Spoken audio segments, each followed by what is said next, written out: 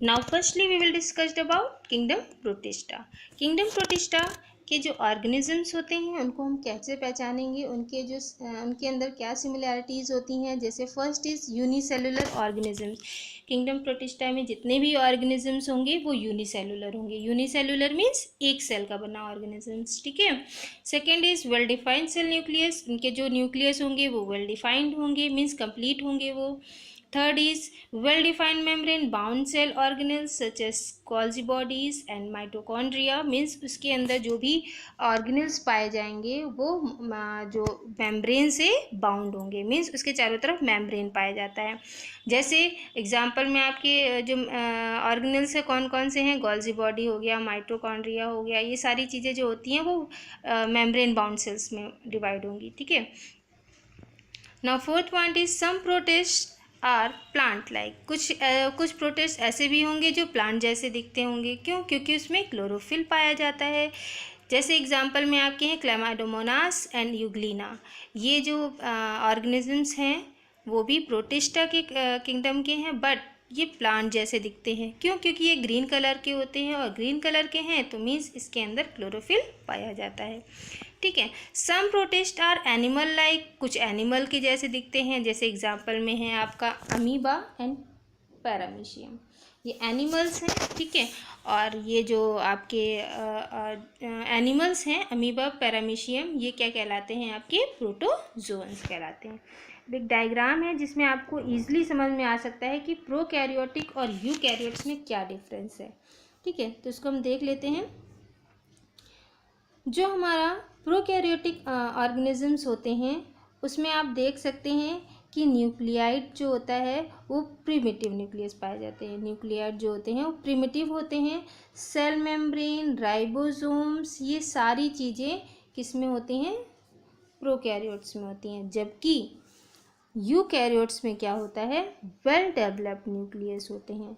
आपने क्या डिफरेंस देखा कि जो प्रोकैरियोटिक ऑर्गेनिजम्स होते हैं उसमें न्यूक्लियस पूरी तरह से डेवलप्ड नहीं होता है, और उसमें सेल मेम्ब्रेन होता है, राइबोसोम्स होता है। जबकि जो हमारा आपका यूकैरियोटिक है उसमें जो न्यूक्लियस होता है वो तो पूरा पूरा डेवलप्ड होता है, साथ में सारे ऑर्गेनल्स पाए जाते हैं। जैसे आपका सेल मेम्ब्रेन, राइबोसोम्स, माइटोकॉन्ड्रिया, मतलब ऑल ऑर्गेनिजम्स जो यूकैरियोटिक होते हैं उनमें ये सारे ऑर्गेनल्स पाए जाते हैं। सेल मेम्ब्रेन होता है, राइबोसोम होता है, जो आपका माइटोकॉन्ड्रिया हो गया, इस सारी चीज़ें आपकी यूकैरियोट्स में पाए जाते हैं।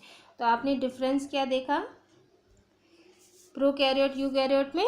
प्रोकैरियोट में जो एनिमल्स होते हैं, जो ऑर्गेनिजम्स होते हैं, उनमें न्यूक्लियस पूरी तरह से मैच्योर नहीं होता है, डेवलप नहीं होता है। उनमें सेल मेम्ब्रेन और राइबोसोम्स पाए जाते हैं। जबकि जो यूकैरियोट ऑर्गेनिजम्स हैं उसमें वेल डिफाइंड न्यूक्लियस पाया जाता है और ऑर्गेनल्स सारे पाए जाते हैं, ठीक है। तो ये मेन डिफरेंस था प्रोकैरियोट्स और यूकैरियोट ऑर्गेनिजम्स में।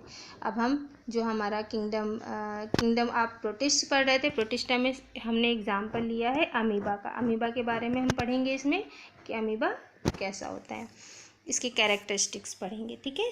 तो amoeba, this is unicellular organisms. Amoeba जो होता है वो एक सेल का बना होता है। इसका एवरेज डायमीटर मीन्स अगर साइज़ की बात करें तो 0.2 टू 0.3 मिलीमीटर्स का होता है ये, ठीक है। Transparent and appear gelatin like, changing its shape during locomotion, capturing food.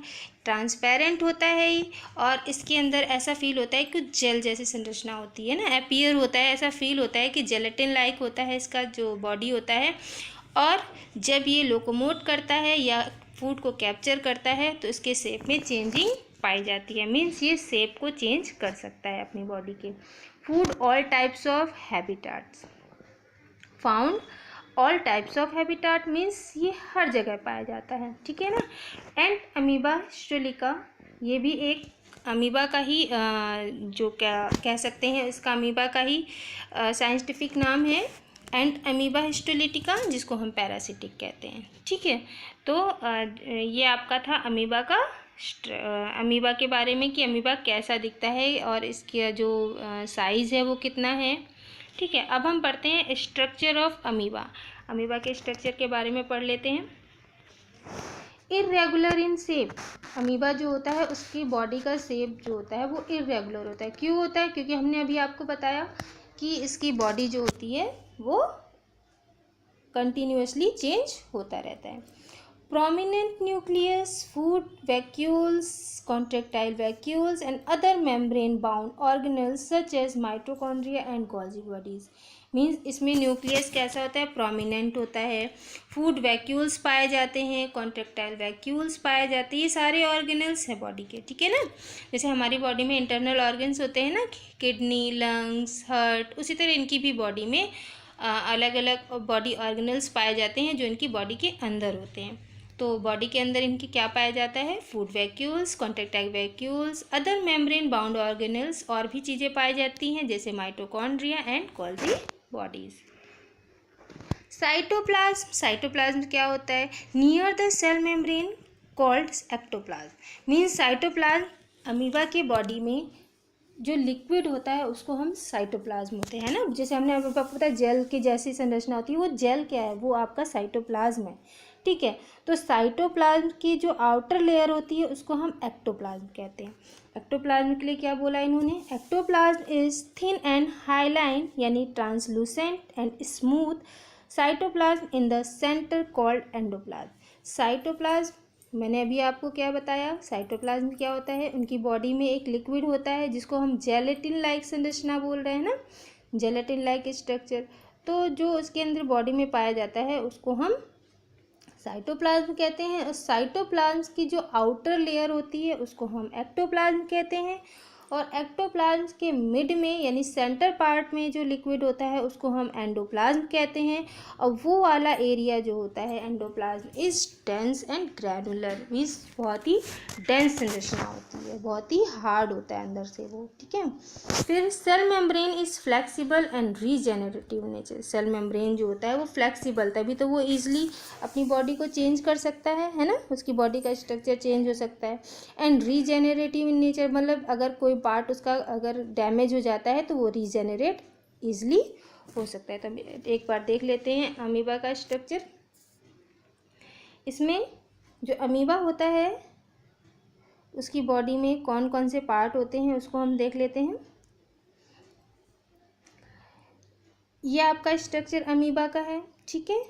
इसमें सबसे आउटर लेयर जो होती है वो आपकी कौन सी है? एक्टोप्लाज्म कहलाती है, ठीक है ना। ये जो आपका आउटर लेयर है वो एक्टोप्लाज्म है।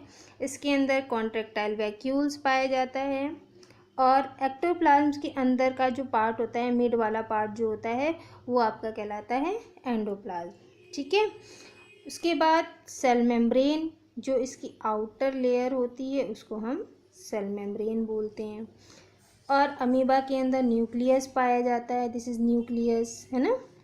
फूड वैक्यूल्स, फूड वैक्यूल्स हो गया, ये इनकी बॉडी के इंटरनल पार्ट है। स्यूडोपोडिया, स्यूडोपोडिया इसके मूवमेंट में हेल्प करती है, इसका लोकोमोटिव पार्ट्स कहलाता है स्यूडोपोडिया, ठीक है।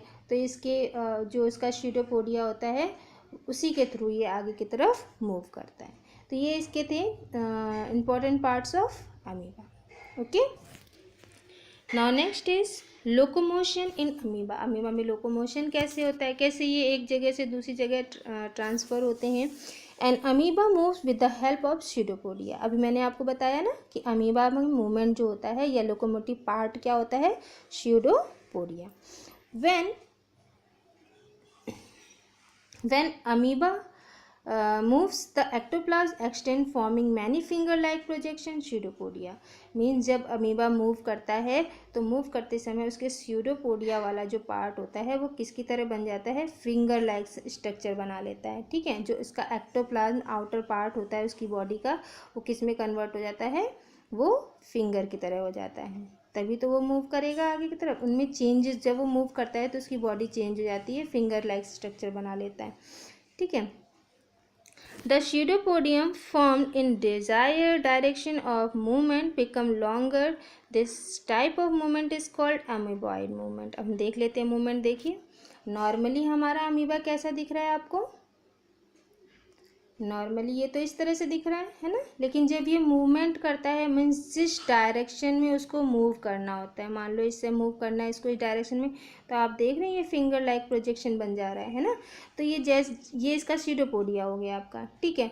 तो एक्टोप्लाज्म किस में कन्वर्ट हो गया, स्यूडोपोडिया में कन्वर्ट हो गया, ये फिंगर लाइक स्ट्रक्चर। तो जिस डायरेक्शन में उसको मूवमेंट करना होता है उसी डायरेक्शन में इसका जो स्ट्रक्चर है वो चेंज हो जाता है, कैसा बन जाता है, फिंगर लाइक हो जाता है। तो इस तरह से इसमें मूवमेंट देखने को मिलता है।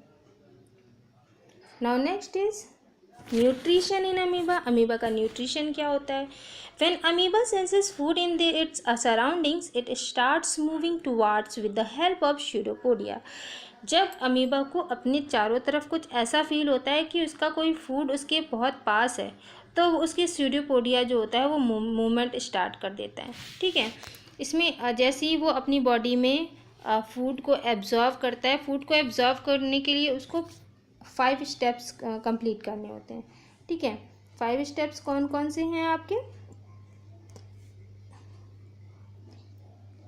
First is ingestion, next is पहला आपका इंजेशन है, फिर उसके बाद डाइजेशन होता है, फिर एब्जॉर्प्शन होता है, फिर एसिमिलेशन होता है, फिर एजेशन होता है।